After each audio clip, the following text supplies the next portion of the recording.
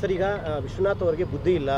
ಚಿಕ್ಕಬಳ್ಳಾಪುರದಿಂದ ಈಗ ಚಿಕ್ಕಬಳ್ಳಾಪುರಕ್ಕೆ ಬಂದು ಅವ್ರು ರಾಜಕೀಯ ಮಾಡಲಿಕ್ಕೆ ಚಿಕ್ಕಬಳ್ಳಾಪುರಕ್ಕೆ ಬಂದವ್ರೆ. ಈಗ ನಾವು ಯಲಹಂಕಕ್ಕೆ ಬಂದಿರೋದ್ರ ಬಗ್ಗೆ ಅವ್ರಿಗೆ ಅಸಮಾಧಾನ ಇದೆ. ಯಾವ ಕಾರಣಕ್ಕೂ ನಾನು ಇಲ್ಲಿ ಬಂದು ನಿಲ್ಲಲ್ಲ ಅನ್ನೋ ಥರದಲ್ಲಿ ಹೇಳಿದ್ರು. ಈ ಸಂಸದರು ಯಲಹಂಕಕ್ಕೆ ಬಂದು ನಿಲ್ತಾರೆ ಎಲೆಕ್ಷನ್ಗೆ ಅಂತೇಳಿ ನೀವು ನಮ್ಮ ಊರಿಗೆ ಬಂದ್ರೂ ನಾವೇನು ಬಿಡಲ್ಲ ಅನ್ನೋ ಥರದಲ್ಲಿ ಹೇಳಿದ್ರು. ನಿಲ್ತಾರೆ ಅಂತ ಹೇಳಿಲ್ಲ, ಬಂದು ನಿಂತ್ಕೊ ಅಂತ ಹೇಳಿದ್ದು. ಇಲ್ಲಾಂದ್ರೆ ಬಂದು ನೀವು ಯಾಕೆ ರಾಜಕೀಯ ಮಾಡ್ತೀರಾ? ಇಲ್ಲಿ ನೀವು ಲೋಕಸಭಾ ಸದಸ್ಯರಾಗಬೇಕು, ನಿಮ್ಗೆ ಓಟ್ ಹಾಕಿದ್ದೀವಿ, ಮುಂದಕ್ಕೂ ನಿಂತ್ಕೊಂಡ್ರೆ ಓಟ್ ಹಾಕ್ತೀವಿ. ನೀವು ಬಂದು ಕಾಂಗ್ರೆಸ್ ಅವ್ರ ಜೊತೆಯಲ್ಲಿ ಸೇರಿಕೊಂಡು ನಿಮಗೆ ಬೆಂಬಲ ಕೊಡ್ತೀವಿ ಅಂತೇಳಿ ಓಪನ್ ಸೀಕ್ರೆಟಲ್ಲ ಇದ್ರದ್ದು. ಒಂಥರ ಪಕ್ಷದ್ರೋಹದ ಕೆಲಸವನ್ನು ಮಾಡ್ತಾ ಇರ್ತಕ್ಕಂಥದ್ದಲ್ಲ. ಇವತ್ತು ಮೊನ್ನೆ ವಿಧಾನ ಪರಿಷತ್ ಸಭೆ ಇದರಲ್ಲಿ ಕ್ರಾಸ್ ವೋಟಿಂಗ್ ಮಾಡಿದ್ರಲ್ಲ, ಅದಕ್ಕಿಂತ ಗೌರವಾದಲ್ಲ. ನೀವು ನೇರವಾಗಿ ಮಾಡ್ತಾಯಿದ್ರಲ್ಲ ಅತ್ಲ ಕಡೆಗೆ.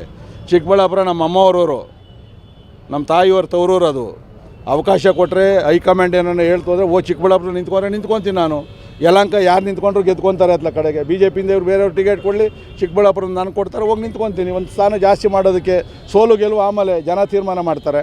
ಈಗ ಯಲಹಂಕ ನನ್ನ ತಾಯಿ ಹುಟ್ಟೂರು. ನಾನು ಯಲಹಂಕದಲ್ಲಿ ಬರೋದ್ರಲ್ಲಿ ಅರ್ಥ ಇದೆ. ನಾನು ಅವ್ರ ತಾಯಿ ಹುಟ್ಟೂರು ಯಲಹಂಕ ಅಂತ. ಯಾವ ಊರಪ್ಪ ನನಗಂತೂ ಗೊತ್ತಿಲ್ಲ. ಅವ್ರು ಹೇಳೋದ್ರಲ್ಲಿ 100 ಸರಿ ನಾವು ಸತ್ಯಶೋಧನೆಯನ್ನು ಮಾಡಬೇಕಾಗ್ತದೆ. ಯಾವ ತಾಯಿನೋ ಏನೋ ಅಂತ ನನಗಂತೂ ಗೊತ್ತಿಲ್ಲ. ಅತ್ಲ ಕಡೆಗೆ ಹೇಳ್ಬೇಕು ಅವ್ರು ಯಾವ ಊರು, ಯಾರು ನೆಂಟರು ಅಂತ ಹೇಳ್ಬಿಟ್ಟು. ಗಿಗಾಮ ಇರ್ಬೋದೇನೋ. ಆದರೆ ನನ್ನ ಸ್ವಂತ ತಾಯಿ ಹುಟ್ಟಿರ್ತಕ್ಕಂಥದ್ದು ಸೊಪ್ಪಳ್ಳಿ.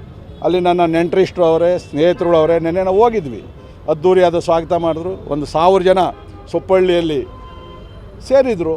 ನೆನ್ನೆ ಬಂದವ್ರು ಕೇಳ್ರಿ, 1,000 ಜನ ಮೇಲೆ ಜನ ಸೇರಿದ್ರು ಅತ್ಲ ಕಡೆಗೆ. ಕಳೆದ 18 ವರ್ಷಗಳಿಂದ ನಾವು ಶಾಸಕರಿಗೆ ಒಕ್ಕಲಿಗರ ಸಂಘಕ್ಕೆ ಆಸ್ತಿ ಮಾಡಿಕೊಡ್ಬೇಕು ಅಂತೇಳಿ ಮನವಿ ಕೊಟ್ಟಿದ್ವಿ. ಅನೇಕ ಸಲ ಕೊಟ್ಟಿದ್ರು ಸಹ ಶಾಸಕರು ಸ್ಪಂದಿಸಲಿಲ್ಲ ಅಂತೇಳಿ ಕೃಷ್ಣಪ್ಪನವರೇ ನಿಮ್ಮ ಮೇಲೆ ಆರೋಪ. ಕೃಷ್ಣಪ್ಪ ಅವ್ರಿಗೆ ಎರಡೋ ಮರಳು ಆಗೋಗೈತೆ. ಇವತ್ತುವರೆಗೂ ಒಂದು ದಿನ ಆದ್ರೂ ಒಕ್ಕಲಿಗರ ಸಂಘಕ್ಕೆ, ಯಾಕಂದರೆ ಬೇರೆ ಪದಾಧಿಕಾರಿಗಳು ಅವರನ್ನು ಕೇಳ್ರಿ. ನನ್ನ ಹತ್ರ ಬಂದು ಒಕ್ಕಲಿಗರ ಸಂಘಕ್ಕೆ ನೀವು ಜಾಗ ಕೊಡಬೇಕು ಅಂತ ಏನಾದರೂ ಕೇಳಿದರೆ ಅವ್ರು ಹೇಳಿದ್ದು ಮಾಡಿಸ್ತೀನಿ. ಒಂದು ಮನವಿ ಪತ್ರ ತೋರಿಸಿದ್ರೆ ನನಗೆ ಹೇಳಿದ್ದು ಕೇಳಿಸ್ತೀನಿ. ಇವತ್ತು ನಾನು ಆದಿಚುಂಚನಗಿರಿ ಮಠಕ್ಕೆ ನಮ್ಮೂರಲ್ಲೇ ಜಾಗವನ್ನು ಕೊಡಿಸಿದ್ದೀವಿ. 22 ಬೇರೆ ಬೇರೆ ಜಾತಿಯ ಸ್ವಾಮೀಜಿಗಳಿಗೆ ನನ್ನ ಕ್ಷೇತ್ರದಲ್ಲಿ 55 ಎಕರೆ ಜಾಗವನ್ನು ಮೊನ್ನೆ ಮಂಜೂರು ಮಾಡಿದ್ದೀವಿ. ಸಿದ್ಧಗಂಗಾ ಮಠಕ್ಕೆ ಕೊಟ್ಟಿದ್ದೀವಿ ನಾವು ಅತ್ಲ ಕಡೆಗೆ.